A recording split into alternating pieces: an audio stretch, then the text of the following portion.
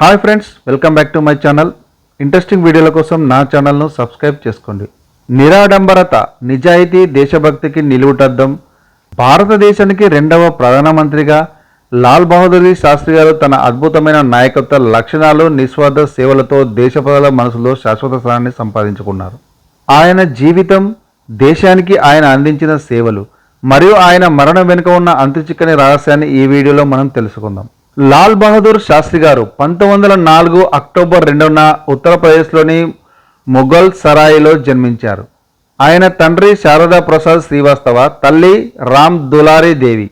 శాస్త్రి గారికి కేవలం 1.5 సంవత్సరాల వయసు ఉన్నప్పుడు ఆయన తండ్రి మరణించారు.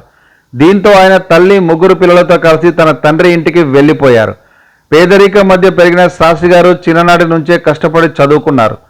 పాఠశాలకు వెళ్ళడానికి గంగానదిని ఈదుకుంటూ వెళ్ళేవారట. 1926లో కాశీ విద్యాపీఠ్ నుంచి పట్టభద్రులయ్యారు. ఈ సందర్భంగా ఆయనకు శాస్త్రి అనే బిరుదు లభించింది. అప్పటి నుంచి ఆయన పేరు లాల్ బహదూర్ శాస్త్రిగా స్థిరపడింది. మహాత్మా గాంధీ గారి అహింసా సిద్ధాంతాలకు ఆకర్షితుడై భారత స్వతంత్ర పోరాటంలో చురుగ్గా పాల్గొన్నారు. సహాయ నిరాకరణ ఉద్యమం, క్విట్ ఇండియా ఉద్యమాలు వంటి అనేక ఉద్యమాల్లో పాల్గొని దాదాపు 9 సంవత్సరాలు జైల్లో గడిపారు. స్వాతంత్ర్యం వచ్చిన తర్వాత ఉత్తరప్రదేశ్ ప్రభుత్వంలో పార్లమెంటరీ కార్యదర్శిగా, ఆ తర్వాత పోలీసు మరియు రవాణా శాఖల మంత్రిగా పనిచేశారు. కేంద్ర ప్రభుత్వంలో రైల్వే మంత్రిగా, హోంమంత్రిగా కీలక బాధ్యతలు నిర్వహించారు. రైల్వే మంత్రిగా ఉన్నప్పుడు ఒక రైలు ప్రమాదం జరిగినందుకు నైతిక బాధ్యత వహించి తన పదవికి రాజీనామా చేశారు.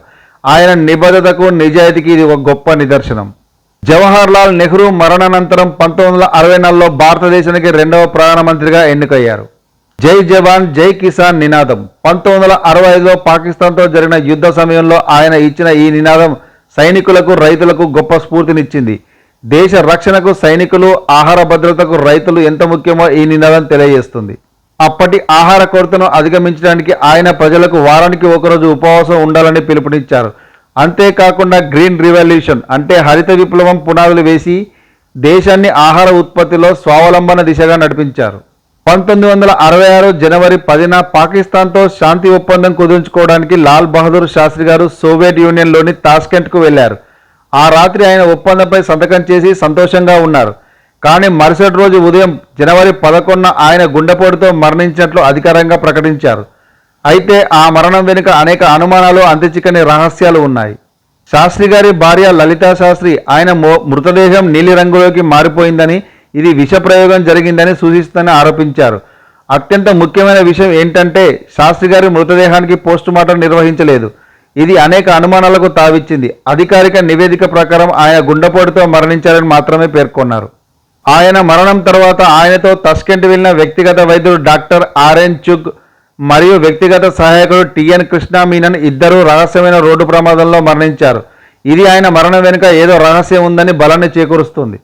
ఈ మిస్టరీని ఛేదించడానికి అనేక విచారణ కమిషన్లు ఏర్పడినప్పటికీ అవి ఏవి కూడా ఒక స్పష్టమైన నిర్ణయానికి రాలేకపోయాయి. చాలా ఫైల్స్ గోప్యంగా ఉంచబడ్డాయి లేదా మాయమయ్యాయనే ఆరోపణలు కూడా ఉన్నాయి. లాల్ బహదూర్ శాస్త్రి గారు ఒక నిస్వార్థ నాయకుడు. ఆయన జీవితం నిరాడంబరత, నిజాయితీ, దేశభక్తికి ఒక గొప్ప ఉదాహరణ. ఆయన మరణం వెనుక ఉన్న రహస్యం ఎప్పటికీ ఛేదించబడలేదు. కానీ ఆయన చేసిన సేవలు, ఆయన ఇచ్చిన స్ఫూర్తిప్రదమైన నినాదాలు భారతదేశ చరిత్రలో ఎప్పటికీ చెరిగిపోవు. ఆయన భారతరత్న పురస్కారాన్ని మరణానంతరం అందుకున్నారు.